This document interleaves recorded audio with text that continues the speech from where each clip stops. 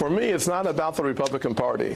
Steve King's comments are antithetical to what is, in fact, the American dream. The durability of the American dream is the strength of the American spirit. Well, Steve King's comments are reprehensible. They have no place in polite society, certainly no place in the Republican Party, and they should have no place in the United States Congress. He ought to resign and move on and let someone else who represents American values take his seat.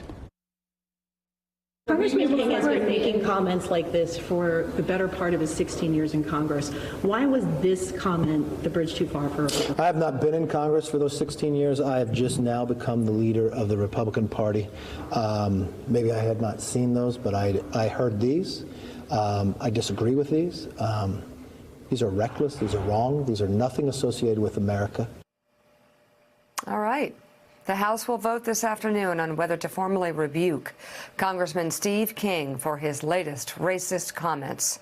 The resolution of disapproval was introduced by Congressman Jim Clyburn after the Iowa Republican told the New York Times that he didn't understand how the terms white nationalist and white supremacist were offensive.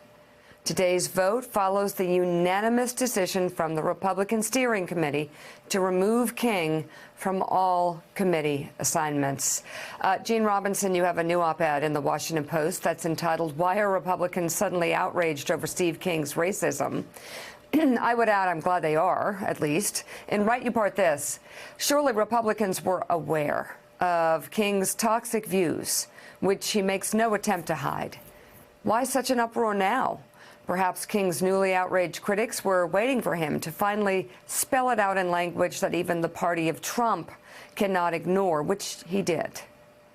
King claims his crusade is about keeping out the wrong kind of values, but his rhetoric and his associations make clear that his real aim is keeping out the wrong kind of people, Latinos, Muslims, anyone who doesn't fit into his warped, ahistorical, racist vision of the nation's heritage. You don't want to be called racists, Republicans? Then stop letting bigots such as King and Trump define the party's policies. I'll believe stirring GOP words about diversity when they are backed up by votes. The problem, Gene, though, is it is arguable this president is racist. And, I mean, if Charlottesville doesn't give you enough evidence, we could make a list for you. Yeah, I don't think it's really arguable, Mika. I mean, I think he's clearly racist. But you know, and look, we're stuck with him for the time being.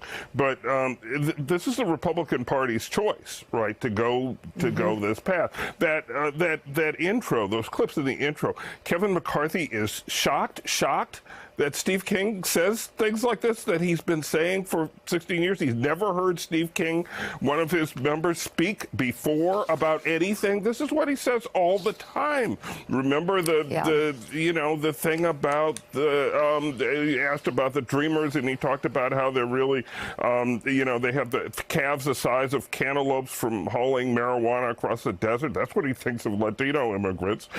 He has this sort of white supremacist version of history in his head. That's what he believes, and that's what he expresses all the time. And with respect to Senator Tim Scott, who said who wrote a very good op-ed in the Washington Post, jumping on King's comments, but he said in that clip, it's not about the Republican Party. It is about the Republican Party. This is a party that traces its heritage to the moments before the Civil War, when it bravely stood up to the then Democratic Party, which was the party of slavery then. Right. And a party with that heritage, to be so historically unaware of the nation's history, of the importance of race in this country's development over centuries. It's astounding. And, you know, Steve King has helped get us there. Donald Trump has helped get us there. It is about the Republican Party. So, Claire, we also Willie. heard Mitch McConnell say that Steve King ought to think about a new line of work if he actually believes what he said, that the language of white supremacy and the idea of it is not offensive. This is a party that has tolerated a lot from Donald Trump, including during the campaign. The idea of a Muslim ban went along with that. Some of them spoke out about it, but not many of them. Where is this sudden outrage about Steve King coming from? Is this a political moment for them that they want to get on the record in an obvious and easy way to say, yes, white supremacy is bad? What's going on here? It's interesting because it seems to be there was a cumulative effect. Yeah. I mean, keep in mind that the hierarchy of the Republican Party stood with Steve King in 2018. Yeah. That was 10 minutes Right. ago. Endorsed him. Grassley, Joni Ernst, Yeah. all of them. And they've known this about this guy. This is not a secret that he had this view of the world in terms of white supremacy. And it is sad to me that it took this much for the hierarchy of the Republican Party to finally speak out. I'm not sure that him losing his committee assignments is the punishment that is appropriate here. I mean, I think at a minimum, censure. I think they should debate at least expulsion.